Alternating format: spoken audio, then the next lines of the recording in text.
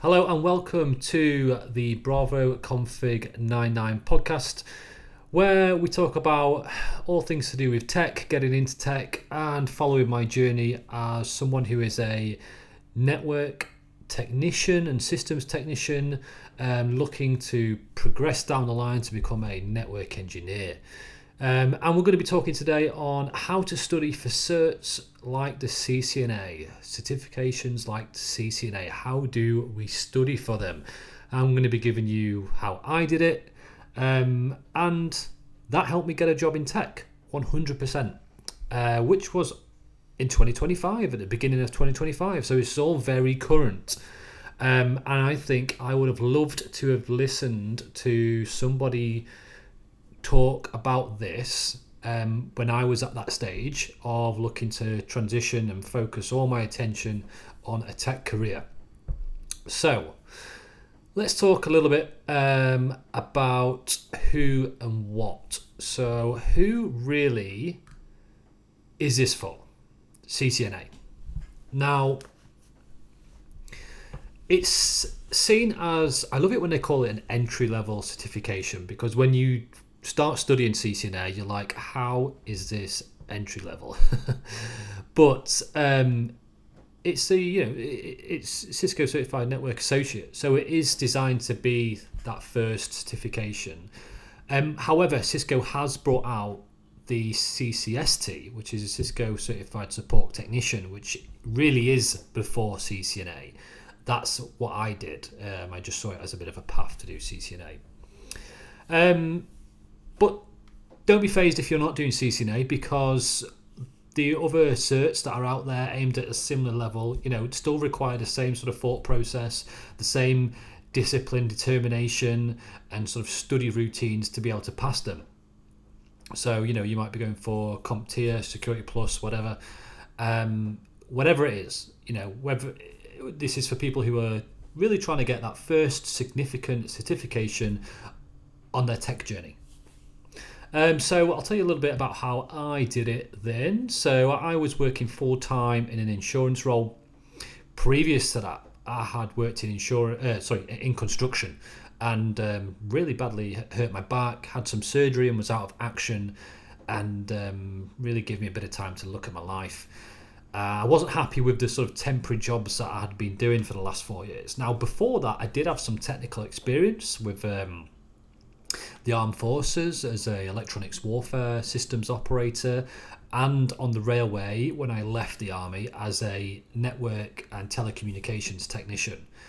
But that was a good few years ago, and I'd done some temporary jobs after that. I'd moved to Australia from the UK. I was pretty much starting from scratch again, to be honest with you, in terms of tech.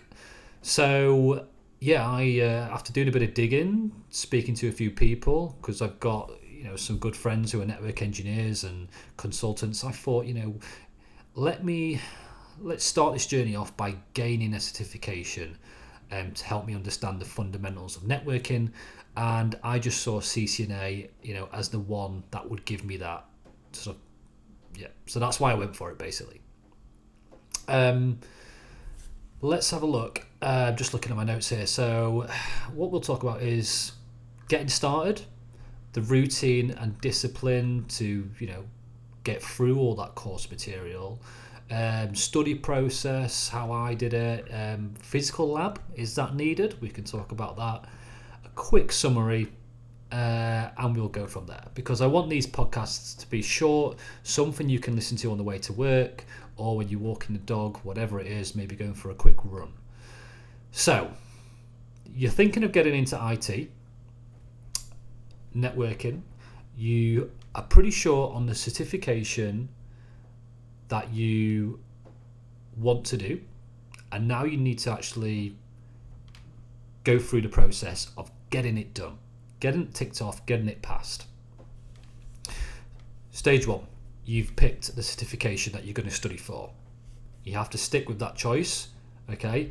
See it through, and really treat this like your main job. Whatever day job you do, if you're not, we're looking at here, we might not be in tech yet. So if you're not in tech and you're studying for a cert, Studying for that cert is now your main job, 100%. That means you treat it with the utmost sort of seriousness and respect. You don't just chin it off when you want to go out. You stick to the dedication of passing that certification. Now, resources for training. This needs to be spoken about, because there is so much information on YouTube, on the internet, about how to pass these certifications. Stay clear from people who are saying pass it in this many weeks. Okay, if we're moving into tech as a career, we're in it for the long haul. So don't be jumping on these courses where people are trying to say, yep, you can pass CCNA in 6 weeks, because honestly, if you're new to networking, you just can't. It's a lot of subjects.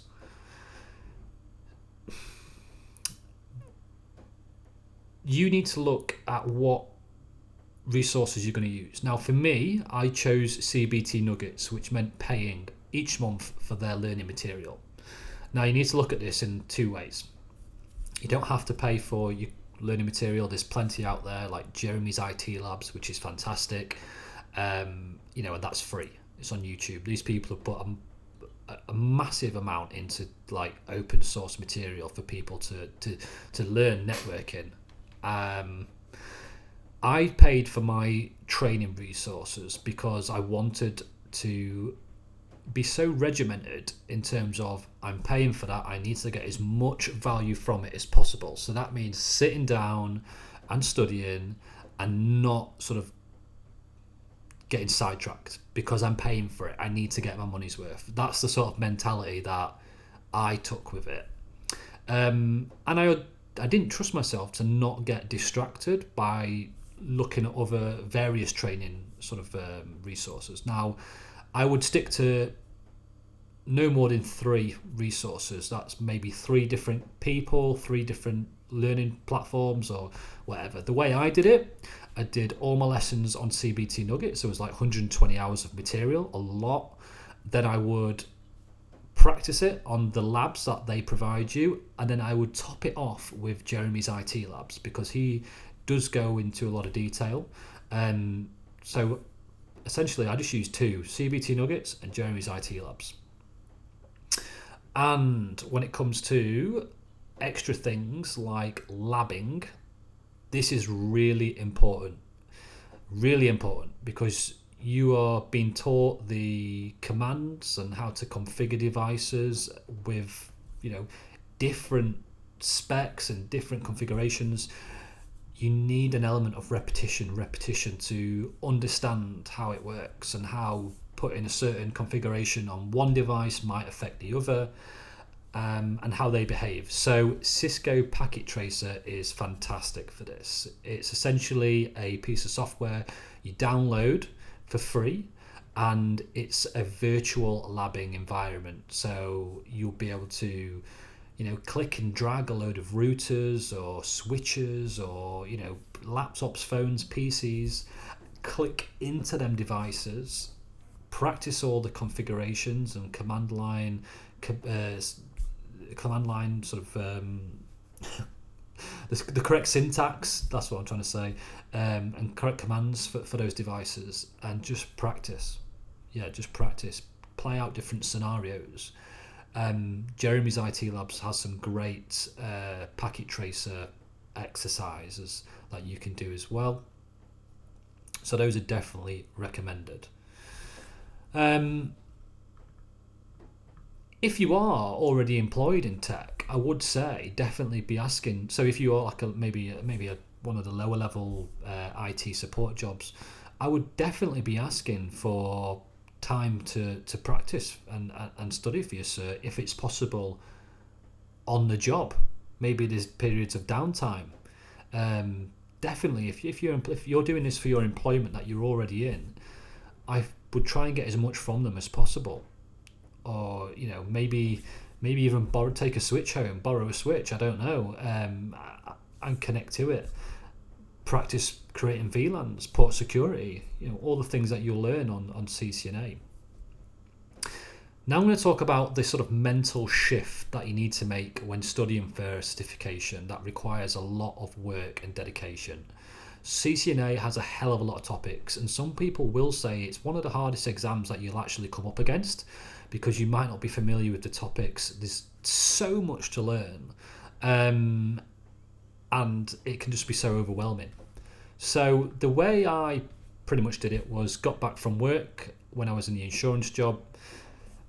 5:30, I would walk through the door, quick cup of tea, and that would be me for 2 hours at the PC, at my laptop, studying CBT nuggets, notepads, books, highlighters, do the lesson, write my notes, and then practice on the virtual labs. I would pretty much do that 4 times a week, Monday to Friday, and then on the Saturday and Sunday I would hit it hard, really hard, to be honest with you. I would I think one time I did like 8 hours on a weekend, which is a lot, when you're working full time and you've got, other commitments, but I'd probably say average maybe 4 or 5 hours on a weekend split between Saturday and Sunday, either early in the morning when my partner was out. So she's a nurse, my fiance, and obviously when she's at work, I'm able to just do the studying, which is great because I'm not interrupting our time, because this is something you've got to balance here. Your home life, you might have kids, you might have a fiance, whatever it is, a wife. You need to sort of work around these things but still get the hours in. So after work, straight after work, come in, 2 hours, smash it out. On the weekend, smash it out early in the morning or late at night or lunchtime, whatever it was. I would definitely be sacrificing nights out and stuff as well. If you're in that sort of, time of your life where you're going out and it's great, but you want to actually move forward with something like this, you can always go out after it. Work out which is the priority for you. And for me, it was studying CCNA. So that's the sort of mentality that I had, and I would top this off massively, like I said, by treating it as my first job, CCNA, my primary job.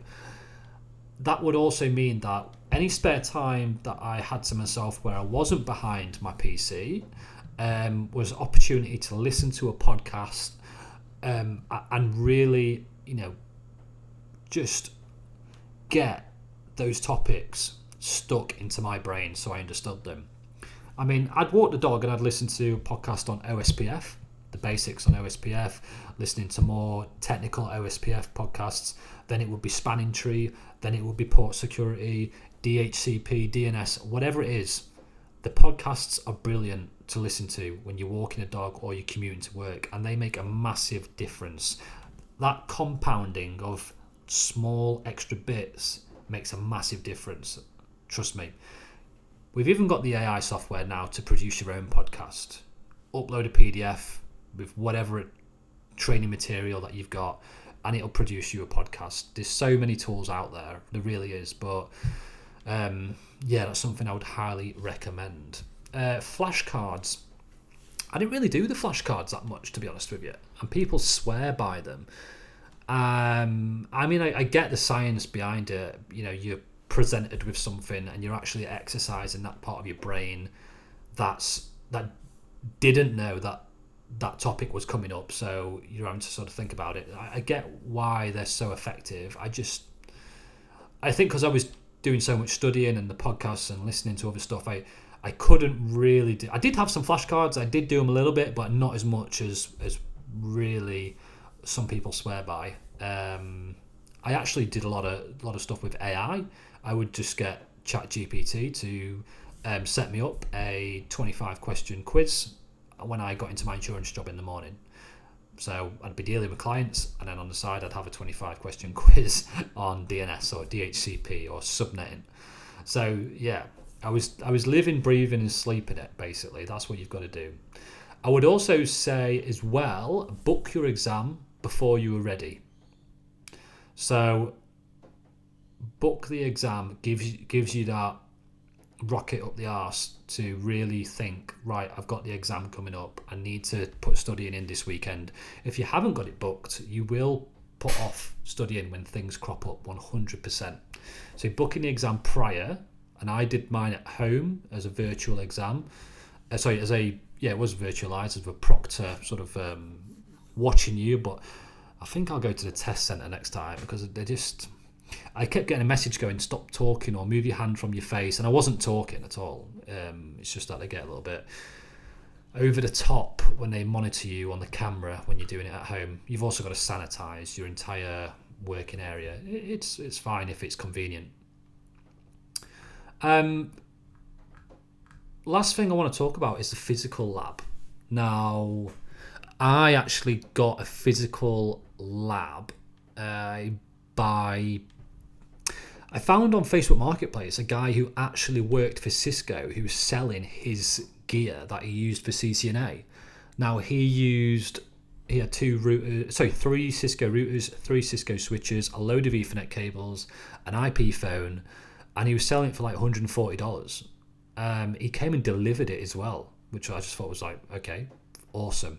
And I put a little rack together made of scrap wood, and before you knew it, I was learning the CCNA material, doing it on Packet Tracer, which was a virtual labbing software we spoke about, and then also firing up 6 network devices under my desk, plugging the console cable into my laptop, and actually feeling like I was properly doing IT network stuff, getting into the command line interface on the switch, getting into the command line on the router, applying OSPF and watching the ports go up and watching them go down. And yeah, I really enjoyed getting the physical lab, and I've still got it now, and I've still got plans. I've got a project at the minute that I'm doing whilst I'm studying for my next certification, which is the Cisco DevNet.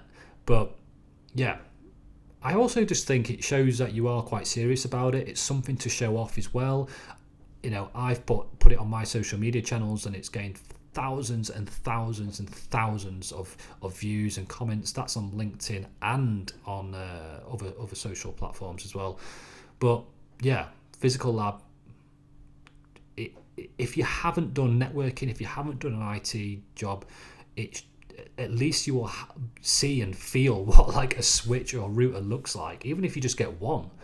You know, how to plug a console cable in, how to plug the Ethernet cable in, what a cable fault might look like. You know, it's definitely worth getting the physical kit as well as just using the virtual kit. So, in summary, what you need to do is pick your certification and stick to it. You need to pick only a few training resources and stick to them. Home lab, you got your virtual. There is no excuse not to have that because it's free to download. And the physical lab, which you don't have to have, but it brings so many benefits with getting your hands on physical kit. And finally, treat it like your main job. Show up, study, lab up, pass. I will see you on the next podcast. Bye bye for now.